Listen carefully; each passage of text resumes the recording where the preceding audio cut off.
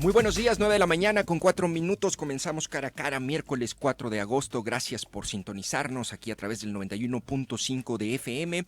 Y tenemos información y varios temas para platicar el día de hoy y compartirte en cara a cara para que estés mejor informado, para que formes tu propio criterio sobre los asuntos públicos que atañen aquí a este estado y al país. A ver, vamos a comenzar con una entrevista con Amílcar López, Amílcar López, director general de Transporte Público de la Secretaría de Transporte.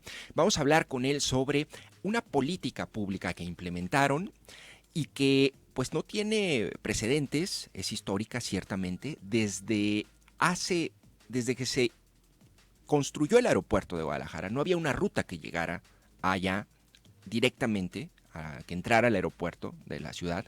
Y por primera vez este domingo comenzó a circular. Sin embargo, comenzó con poca socialización y baja demanda. Ahí hay un reto en la implementación de esa política pública porque hay 14 camiones eléctricos, se invirtieron en 14 camiones eléctricos que entran al aeropuerto, que van a tener una frecuencia de paso de cada 25 minutos y que en teoría deberían trasladar a los pasajeros y a los empleados del aeropuerto. Sin embargo, no empezó con la demanda que que se estimaba. Empezó con una demanda muy baja. Entonces vamos a platicar con él sobre esta política pública y esta ruta. Te pregunto, ¿tú usarías la ruta al aeropuerto para viajar a cualquier destino del país o fuera del país? ¿Utilizarías la ruta eléctrica que va al aeropuerto? Sale de allí si no recuerdo mal, de Periférico Norte, circula luego por Nuevo Periférico Oriente, Parques del Castillo, Corredor Industrial del Salto y el aeropuerto. Esa es su ruta. Es uno de los temas que vamos a platicar. También comentamos aquí la disputa que continúa en distintos momentos. Hay estas señales de las diferencias entre el presidente Andrés Manuel López Obrador y Raúl Padilla, el expresidente de la FIL, Guadalajara. Lo vuelve a acusar de ser un cacique y dice hay criterios políticos con respecto a el regreso presencial a clases. Andrés Manuel dice, como yo he dicho que vamos a regresar a clases presenciales el 30 de agosto, la Universidad de Guadalajara dijo que no, que va a ser virtual nada más, y allí hay criterios políticos, y ayer mismo la Universidad de Guadalajara le responde y le dice no, son criterios epidemiológicos. Vamos a comentar este tema, y como todos los miércoles tenemos atajos para el arte con Eric Castillo Camacho, arquitecto y maestro en historia de la arquitectura mexicana, y hoy vamos a hablar de algo muy interesante, una película documental que se llama La Voz del Viento, Semillas de Transición. ¿De qué se trata eso? Vamos a platicar con Eric al final del programa de este tema para que te quedes. Como ves, son muy variados y los temas que vamos a abordar el día de hoy. Te agradezco que nos sintonices. Yo soy Jonathan Lomelí, te recuerdo el teléfono de WhatsApp 33 18 80 76 41, mi cuenta en Twitter @JNLomelí, en Instagram también. Comenzamos cara a cara. Noticia, análisis y debate. Eso es Cara a Cara. Información de primera mano en voz de sus protagonistas. Cara a Cara con Jonathan Lomelí. Cara a Cara. La entrevista. Bueno, ya tenemos en la línea a Amílcar López Cepeda, director general de Transporte Público, a quien le agradezco que nos acompañe en el programa. Muy buenos días, Amílcar, ¿cómo estás?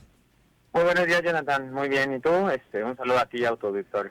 Bueno, gracias. Pues mira, desde la semana pasada que lo anunciaron, le di seguimiento con mucho interés a esta ruta que va a entrar al aeropuerto, que ya está entrando al aeropuerto. Me parece que pues es un logro. Yo decía, 70 años después de inaugurado el aeropuerto, ya hay un camión que entra a la terminal aérea. O sea, nos tardamos 70 años. De allí de entrada me parece que es una buena noticia. Sin embargo, me doy cuenta, por lo que se ha reportado en medios y por lo que ustedes mismos también han reportado, que no ha tenido el aforo ni los pasajeros que probablemente uno hubiera pensado que iba a tener esta ruta. Pero a ver, comencemos por algo muy general, Amílcar. Esta ruta entra al aeropuerto, me llamó la atención. ¿Cuántas rutas de transporte público entran a los aeropuertos principales del país? Por ejemplo, ¿en la Ciudad de México ocurre esto o no es común? Mira, hay que decirlo que la regulación al interior del aeropuerto es muy diferente, ¿no? O sea, los aeropuertos son considerados, o son administrados, pero digamos, son regulados y seguidos por, digamos, la administración federal, ¿no? Entonces esto de repente complica la incorporación de rutas de transporte público que están gestionadas y controladas por el gobierno, por los gobiernos principalmente estatales y en algunos pequeños casos municipales, ¿no? Sí. Entonces, por eso es que no es tan común en el país que tengamos rutas de transporte público concesionado desde la perspectiva de los estados dentro de los aeropuertos. En Ciudad de México hace años, y no muchos, estamos hablando de aproximadamente 8 años, se incorporó una ruta de Metrobús que ingresa al aeropuerto de la ciudad con una tarifa diferente a la de el transporte público, digamos, que se da en el resto de la ciudad a través de Metrobús, del organismo de BRT Metrobús, y prácticamente esa era la primera ruta. Hay otras rutas que sí ingresan, en el caso de Guadalajara hay una ruta que ingresa operada por una empresa federal. Sin embargo, pues bueno, tiene otras vocaciones, tiene otras tarifas. Sí. Mismo caso que pasa en Ciudad de México. Ahora aquí en Guadalajara, pues sí se incorpora la primera ruta de transporte público estatal, lo cual nos permite, uno, tener una tarifa estatal, digamos, para poder ingresar al aeropuerto y dar un servicio hacia principalmente la zona oriente de la ciudad, que si bien tal vez no es el principal punto generador de viajes hacia el aeropuerto, pues Sí. bueno, es un primer saque que nos va a permitir después ir incorporando y creciendo esta parte del servicio, ¿no? Claro. Ahora, para que conozca el auditorio, ¿cuál es el derrotero que sigue? O sea, ¿dónde lo tomas? ¿Qué derrotero sigue? ¿Cuánto tarda en llegar? ¿Y qué frecuencia de paso va a tener? Mira, el inicio de la ruta, digamos, es en periférico, a la altura de la estación del Tren Norte. Toma todo periférico norte, se incorpora al nuevo periférico oriente, llega hasta la carretera Chapala, toma el primer retorno que está aproximadamente a 600 metros, después se incorpora al aeropuerto, pasa por unas vialidades, digamos, no llega hasta las, digamos, el principal carril o la principal entrada a la terminal aérea, debido a que hoy pues el paso es reducido por las obras que está generando, y llega aproximadamente a 250 metros de la puerta de la terminal aérea, ¿no? Claro. Ese es el recorrido, aproximadamente desde el Tren Norte hasta el aeropuerto, estamos hablando de un tiempo de ciclo de aproximadamente una hora 20, una hora 15, dependiendo de las condiciones de circulación, y se está manteniendo una frecuencia de 25 minutos, que sabemos que puede llegar a variar por diferentes circunstancias, debido a que el derrotero, pues en el ciclo, pues prácticamente son 78 kilómetros, ¿no? Los que tienen que cubrir. Amílcar, ustedes hicieron un estudio para implementar esta política pública, hicieron un estudio o ¿se hace alguna estimación de cuántos pasajeros podría mover al día esta ruta puntual al aeropuerto? Sí. ¿Cuántos Sí, estimaban ustedes? Mira, realizamos estimaciones desde al inicio. Obviamente hay que dejar que la ruta se estabilice. Llevamos 2 días de prestación del servicio. Entonces, toda la ruta de transporte, como todos los servicios, pues tienen una etapa de implementación en la cual pues el usuario va confiando en toda la parte del servicio.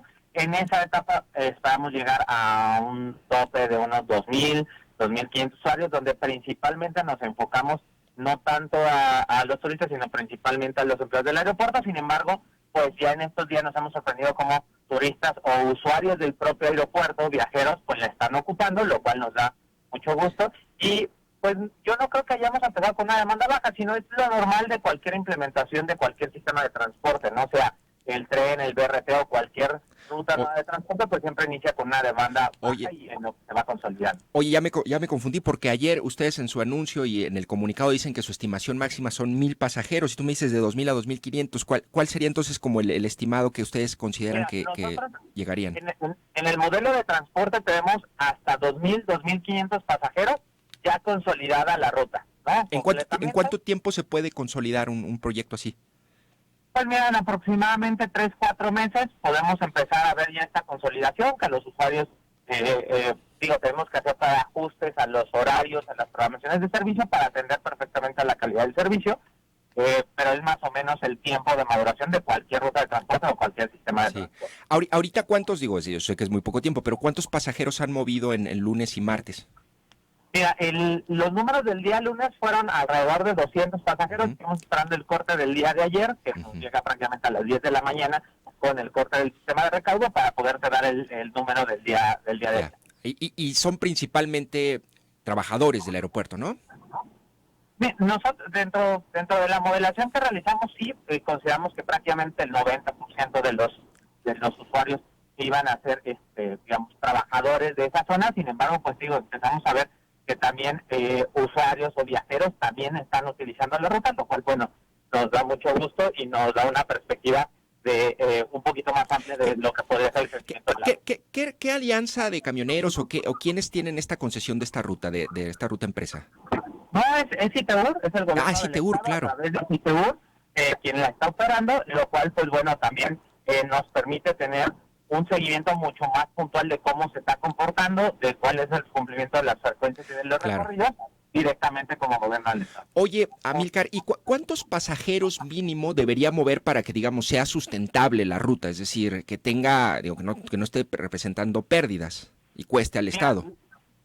La ruta no la estamos evaluando únicamente como el derrotero, digamos, financiera y económicamente, no la estamos considerando exclusivamente el derrotero del aeropuerto, sino en conjunto con el otro derrotero que llega hasta el Cutonalá. Estamos generando esa, digamos, simbiosis, ese subsidio cruzado entre estas dos vías, lo cual, bueno, permite poder regular calidad de servicio, poder soportar de repente estas implementaciones iniciales de la ruta para poder mantener esa calidad de servicio y permitir que la ruta, digamos, madure y llegue a los niveles de demanda óptima. Oye, pero esto significa entonces que tú podrías mantener, digamos, de los dos derroteros de esta ruta que va hacia el Cutonalá y el aeropuerto, tú me dices que tú podrías mantener entonces, o Citeur podría mantener pérdidas con 200 pasajeros diarios en la ruta al aeropuerto y no habría problema, porque la otra entiendo si es exitosa, ¿no?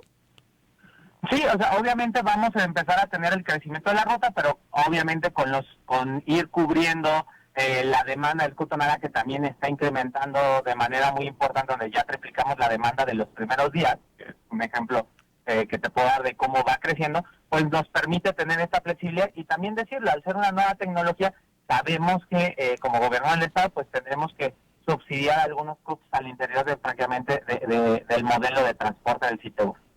Claro. Bueno, también sobre ¿qué otros?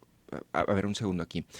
Tengo un comentario de un radioescucha. Dice, Jonathan, buen día. Sobre la ruta al aeropuerto, la cuestión de seguridad que garantizan, dicho, ya que circula por zonas peligrosas y aisladas.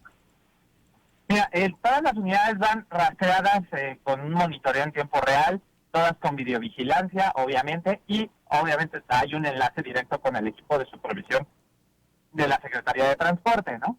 Es imposible, digamos, tener un policía en cada una de las unidades, pero lo que sí nos ha dado es todo este sistema de videovigilancia y de seguimiento, pues nos ha dado una buena percepción y además unos buenos resultados en este mismo sentido. Bueno, oye, ¿y cuál es la estrategia, Amílcar, que están siguiendo para socializar, para que la gente la use y la conozca más? ¿Qué medidas van a implementar?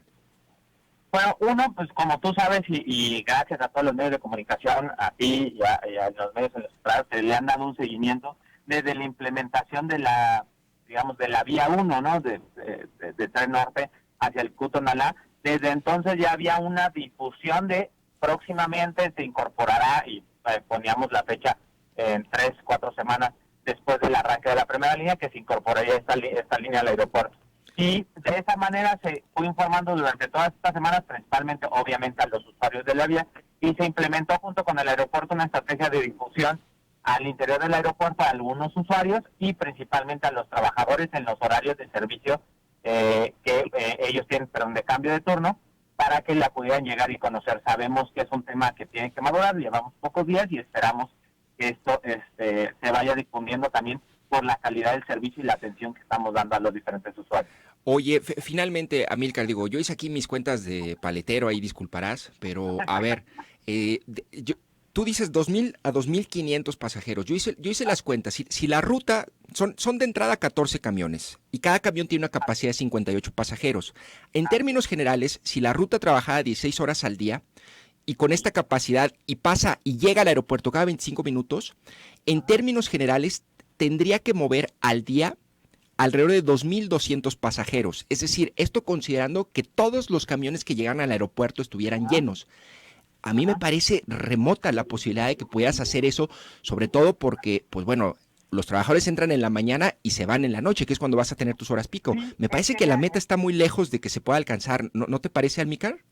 Es que en tu cálculo, como bien dices, hay un término que técnicamente en transporte se conoce como el índice de rotación. Ujú. El índice de rotación es las veces que la unidad se puede llegar a saturar, a ocupar en su capacidad, calculada o programada. Recordar que la demanda de esta ruta no solo es la del aeropuerto, sino también es cubrir periférico norte y periférico oriente. Sí. No solo la demanda del aeropuerto se lo va a dar. Entonces, normalmente las rutas tienen un índice de rotación de aproximadamente 1.4, que es las veces que la unidad, se llena en el recorrido. Ajá. No es que tengas lo que antes se le llamaba pasajero plomo, pasajero de un origen a un destino donde solo se suban 55 pasajeros. Ese es el factor que te faltaba considerar dentro del cálculo, lo cual nos permite poder llegar a tener las demandas estimadas en el modelo, porque además no solo es la demanda del aeropuerto, sino es atender toda la zona de servicio para poder llegar a esto. ¿Qué otros puntos recorre que no recorría antes una ruta estatal? ¿O ya había otras? Prácticamente ya había algunas otras rutas estatales que cubrían en esa zona, pero que teníamos que reforzar sobre todo en la parte de, en la zona del Cutonalá hacia el aeropuerto, pero sobre todo periférico norte, que si recordarás también en la encuesta origen-destino con la cual se inició el proyecto Peribús, porque pues al final esta ruta también se va a complementar dentro del proyecto de mi macro periférico, pues atendía las principales, la segunda cuenca de demanda de transporte, que es el periférico norte, que prácticamente, para temas de demanda es de la zona de Cutonalá y de toda esta zona de periférico oriente hacia el periférico norte, lo cual le permite una conectividad a las personas, a los diferentes centros de trabajo, pero también una conectividad al tren y una accesibilidad completa al sistema. Bueno, pues Amílcar, te agradezco mucho y después de 70 años, qué ironía, ya tenemos una ruta estatal. A ver, ciertamente muchos aquí radioescuchas me están escribiendo, me dicen ya había otras rutas. Por ejemplo, aquí José Carlos me dice, sí hay transporte público, ojo, el aeropuerto desde hace muchos años, son varias rutas, las de Chapala, los camiones rojos que te llevan al Álamo y viceversa y cuestan igual que el transporte público. Ciertamente, lo que no había era una ruta estatal que hiciera estas paradas continuas, ¿no? Porque estas otras rutas, entiendo, son de punto A a punto B, ¿correcto o no? Y son rutas, es una ruta principalmente que es una ruta de carácter federal, que tiene otros estándares de servicio, otro nivel de cómo estiman y calculan tarifa, lo cual pues se complementa, y creo que no un servicio y otro no es competencia, sino se complementan para generar una accesibilidad al sistema completo de transporte, ¿no? Bueno, pues te agradezco mucho, Amílcar, que nos compartas esta información. A ti, Jonathan, hasta luego. Hablamos con Amílcar López Cepeda, director general de Transporte Público de la Secretaría de Transporte. Y, a ver, a mí lo que me llamó la atención de esto es muy buena noticia, no quiero ser aguafiestas, no quiero ser un mal vibroso, me parece que es una excelente noticia que tengamos una ruta estatal al aeropuerto. Yo nada más me pregunto, ¿la política pública se implementó adecuadamente? ¿Lo va a operar el CITEUR? Es decir, si esta ruta no funciona y cuesta y tiene pérdidas, pues la va a pagar el Estado, que al final la vamos a pagar nosotros. Creo que un buen diseño de una política pública pues debe considerar todos estos factores. A mí el sentido común me diría que debería tener mucha demanda una ruta al aeropuerto. Bueno, ya vimos, tiene 200 personas al menos el lunes y no sé si eso sea suficiente para la capacidad que tiene, me parece que no. Ahora, hay que difundir, hay que buscar estrategias y lo mejor, nuestro ideal es que mucha gente se moviera al aeropuerto, trabajadores y pasajeros, en esta ruta eléctrica, que además de que es eléctrica, pues tiene maleteros, son rutas nuevas y es una muy buena medida. Era necesaria, tú usarías la ruta eléctrica al aeropuerto. Me parece que esa es una pregunta para empezar que podría responder y que se podría usar esta ruta si estuvieran enterados los ciudadanos. Se inició este nuevo derrotero sin una socialización profunda. Ojalá que con los días, dice Amílcar, en 3 o 4 meses se debe estabilizar este servicio. Debemos de llegar a 2,000, 2,500 pasajeros al día y con eso ya se justifica la inversión. Interesante, para que vean que no todo es nada más sentido común, sino implica algo que es la implementación de políticas públicas con estudios, con diagnósticos y con la capacidad de corrección para que funcionen adecuadamente las cosas que implementan los gobiernos. Ahí está. Vamos a un corte, pero antes, para abordar el tema del encontronazo entre Andrés Manuel López Obrador y Raúl Padilla, necesito de tu ayuda. Ayúdame y escríbeme a mis redes sociales, @jnlomelio, al 3318807641. ¿Qué recuerdas de los orígenes de la relación entre Raúl Padilla y Andrés Manuel López Obrador? Recuerda que militaban en el PRD los dos. Según yo, incluso hasta la universidad hizo una marcha contra el desafuero en su momento. Según yo, había una relación más o menos difícil porque Raúl Padilla se inclinaba más como con Cuauhtémoc Cárdenas, Andrés Manuel medio se escindió de ese grupo. Según yo, es parte de la historia entre estos dos personajes, porque para saber y entender la disputa que hay en este momento, pues hay que también conocer la historia. ¿Qué recuerdas de la relación de hace muchos años entre Raúl Padilla y el presidente? 9 de la mañana con 25 minutos, vamos a un corte y regresamos con más.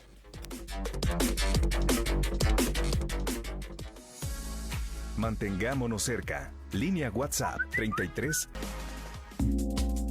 Cara a cara. El análisis. 9 de la mañana con 28 minutos. Te recuerdo que te solicité ayuda para ver y recordar qué relación tuvieron Raúl Padilla y el presidente Andrés Manuel López Obrador allá en sus tiempos de militantes del PRD. ¿Qué recuerdas de diferencias o encontronazos entre ellos o coincidencias incluso?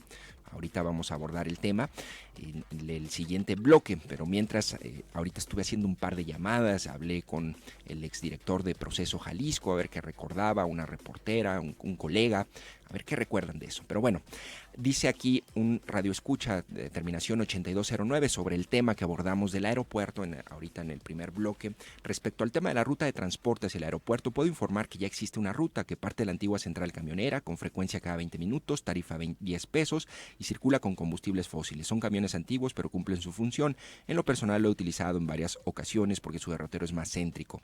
Pues sí, tienes toda la razón. La diferencia es que estas rutas van de un punto A a un punto B, la ruta estatal pues va haciendo paradas. Digamos, son servicios, como bien decía Amílcar, que se complementan y me parece que son positivos. Y sobre el transporte público, te quiero compartir, como cada miércoles, el análisis que a partir de una columna que publico en El Informador. Y fíjense que me llamó la atención que la semana pasada, cuando abordábamos el cierre de los bares en agosto, muchos comentarios de ustedes eran: ¿y el transporte público? ¿Y el virus no viaja en el transporte público? ¿Y los jóvenes no viajan en el transporte público? Es allí, tenemos que hacer el mea culpa y la autocrítica, es allí en donde se han relajado mucho de las medidas sanitarias. Tú asómate y ve en un camión, y si están usando cubrebocas la mayoría, pues es excepcional.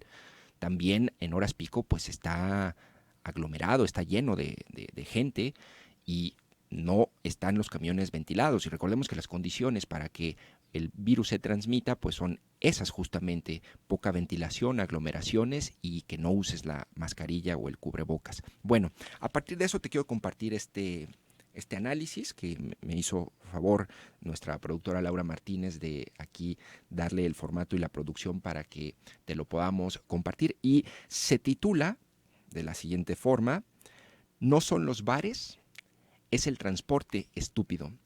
Esta palabra al último está justificada, su uso, porque tiene un contexto con relación a una frase que se usa en la cultura y en la política estadounidense, y te lo explico en la siguiente colaboración.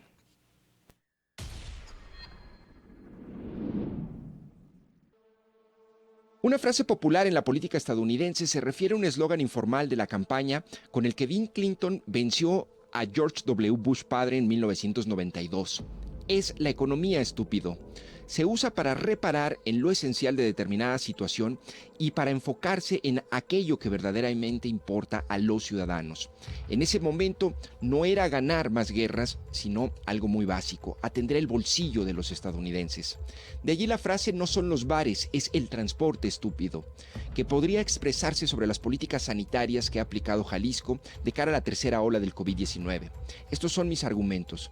Al día, 1.5 millones de pasajeros se mueven en transporte público en el área metropolitana de Guadalajara.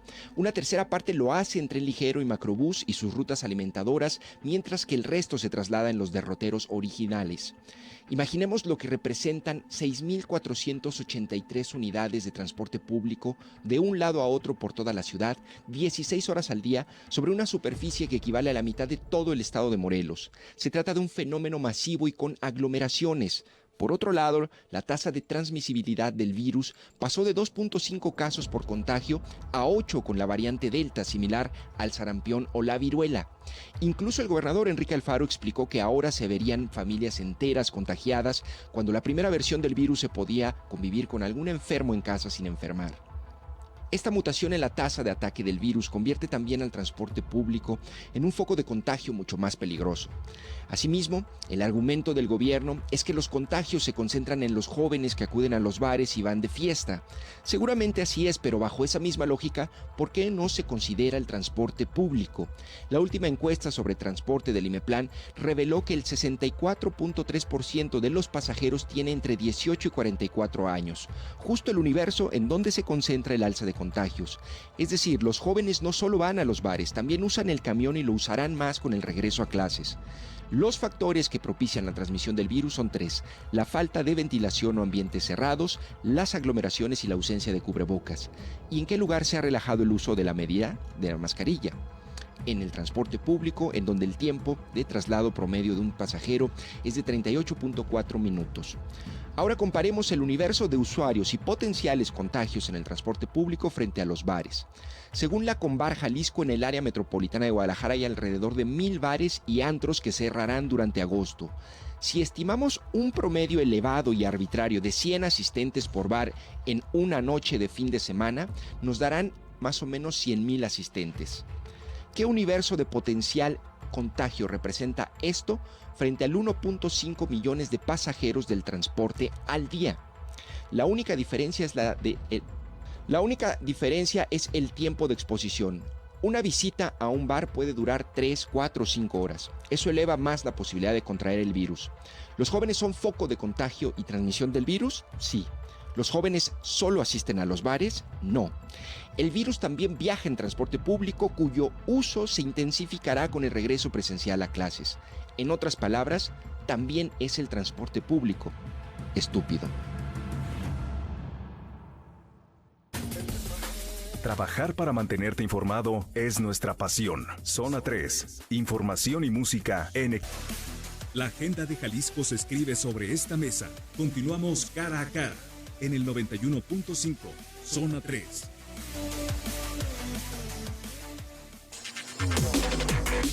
Cara a cara, en contexto. El señor que manda en la Universidad de Jalisco, de Guadalajara, ya dijo que ellos no, que no es el rector, es el señor Padilla, con otros propósitos, con propósitos políticos. Pero como estoy llamando a que se regrese a clases presenciales, porque nos conviene a todos, porque ya es mucho tiempo sin las clases presenciales, y ahora los opositores están agarrando esto de bandera. No hay que regresar a clases. Un poco lo que comentabas de esta reunión.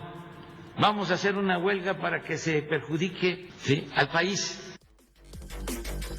Se fue ayer, digamos, la nota política de el presidente y el ex rector de la Universidad de Guadalajara, Raúl Padilla.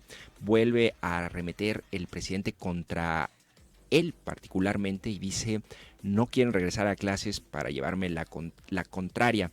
A ver, ¿por qué dice esto el presidente? Hay que tener el contexto. Recordemos lo siguiente.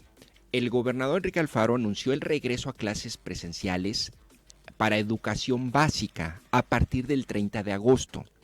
En ese mismo anuncio, acompañado por el rector de la UDG, Ricardo Villanueva, este último explicó que en el caso de la universidad, ellos no iban a regresar a clases presenciales. La UDG tendrá un regreso 100% virtual el 15 de agosto. Ellos regresan a clases antes. Lo que dijo el rector es que iban a evaluar ante el repunte de casos si después del 15 de septiembre, es decir, del 15 de agosto al 15 de septiembre, en un mes, de que hayan regresado a clases los universitarios, evaluaban si volvían de manera presencial.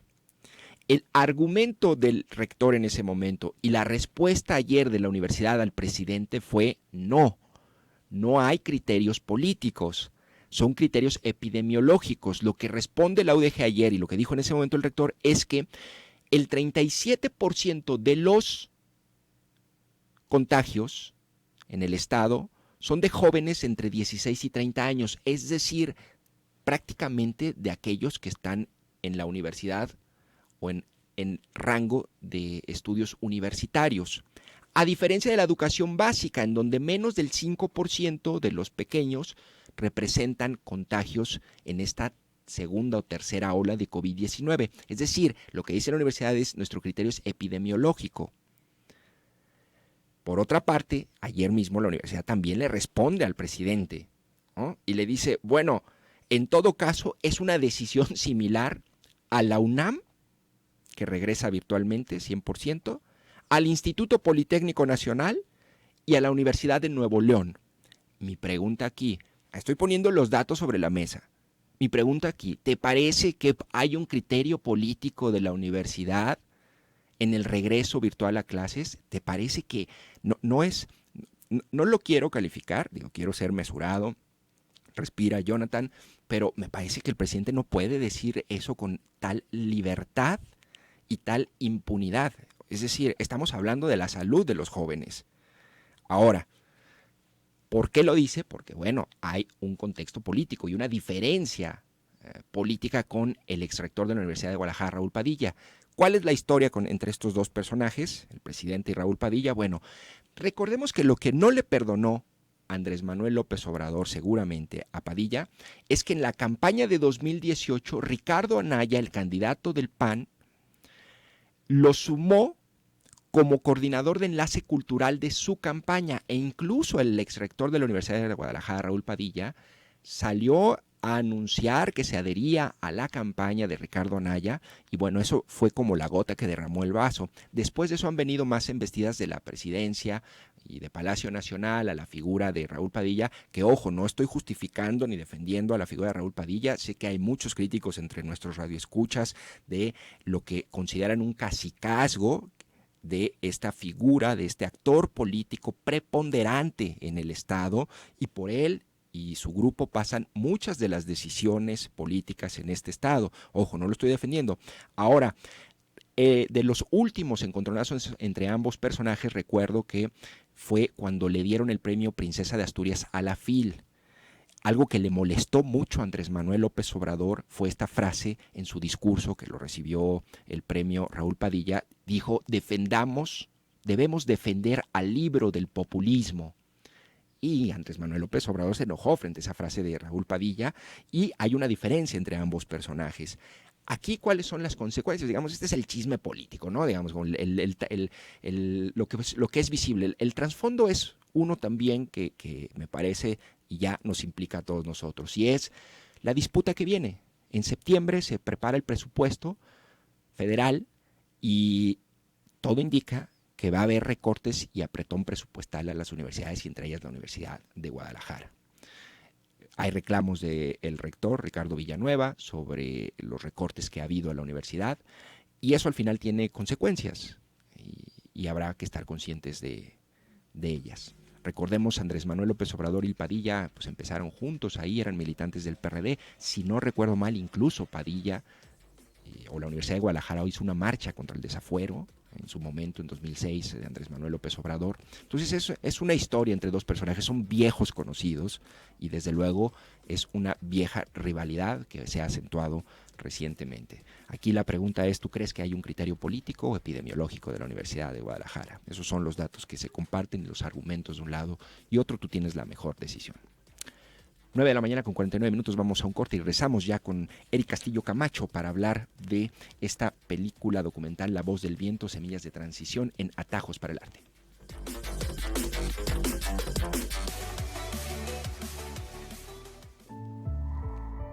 Atajos para el Arte, en Cara a Cara.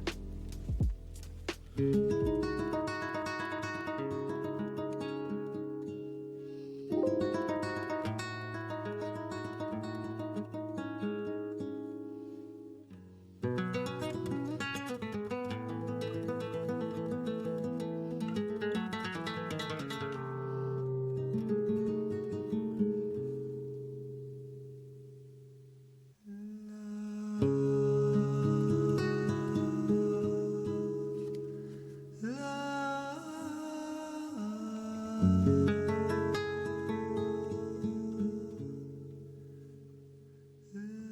7.000 millones de seres humanos vivimos hoy en un planeta agotado.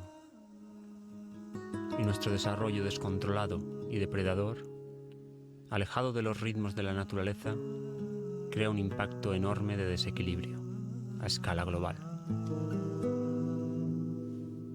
La expansión sin límites, que siempre se había visto como el camino natural a seguir, se acerca hoy a un muro, a toda velocidad, sin frenos.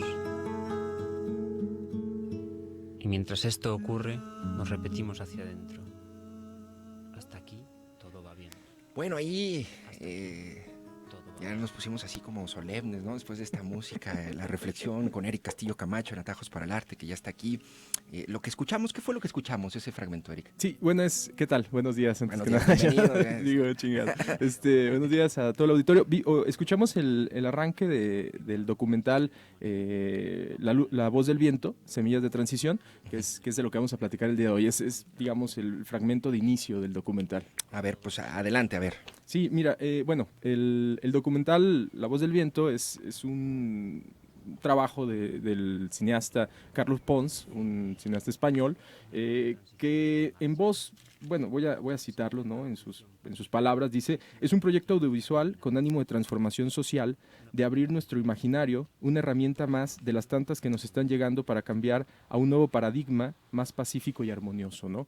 Y bueno, lo que hace Carlos Pons es un viaje, es una road movie, es un documental que podemos decir de viaje en la carretera, que visita, bueno, una ruta que hace desde el sur de Francia, de la provincia francesa, cercano a Marsella, hasta Granada, hasta la ciudad de Granada en España, ¿no? Va recorriendo todo el Mediterráneo con su amigo Jean-Luc, que es un francés, un agricultor, junto a Carlos Pons, van recorriendo toda esa zona del Mediterráneo buscando proyectos alternativos de paradigma a la realidad actual, ¿no? De agricultura. De agricultura, pero no solamente de agricultura, porque bueno, obviamente se centra sobre todo en la agroecología, porque su amigo francés es un digamos, agricultor que tiene un banco de semillas de más de 250 especies que las lleva como moneda de cambio para intercambiar en todas estas zonas estos proyectos. Y sí, el eje puede ser, digamos, la soberanía alimentaria, es decir, la agricultura alternativa, pero luego vemos que se van desarrollando pues otros aspectos como las asambleas comunitarias, como la bioconstrucción, la permacultura,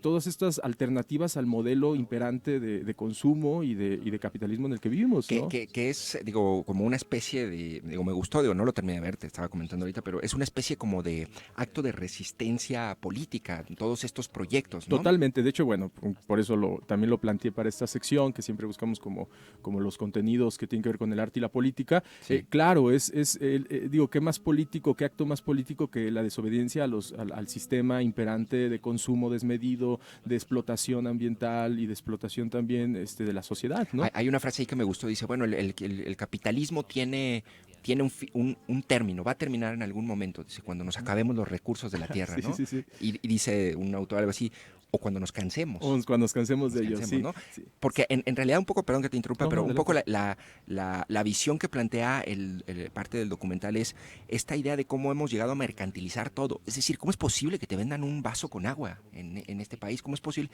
Estamos mercantilizando absolutamente todo. Nosotros mismos somos un reflejo o una mercancía de este sistema, de esta dinámica económica, ¿no? Pero Sí. perdón, adelante. Sí, no, adelante. No, y es correctísimo. O sea, el hecho o la crítica va en eso, que el capitalismo no tiene, digamos, planteamientos humanos, ¿no? Simplemente cualquier cosa puede ser un producto de consumo. Las mismas personas lo somos, ¿no? Somos objetos de mercantilización y así lo ha sido la naturaleza, los recursos naturales y la comida, ¿no? O sea, el alimento, ¿no? Lo que consumimos básicamente son productos industriales, envasados, procesados, que tienen las mismas, digamos, cualidades que cualquier producto de consumo material, ¿no? Entonces, Sí. es esta como paradoja, pues, del capitalismo de tender a ponerle todo un número y de todo verlo en una rentabilidad económica antes de la viabilidad humana, ¿no? Social, ¿no? O sea, Sí. lejos de esta economía especulativa, una economía con responsabilidad social, pues es necesaria, ¿no?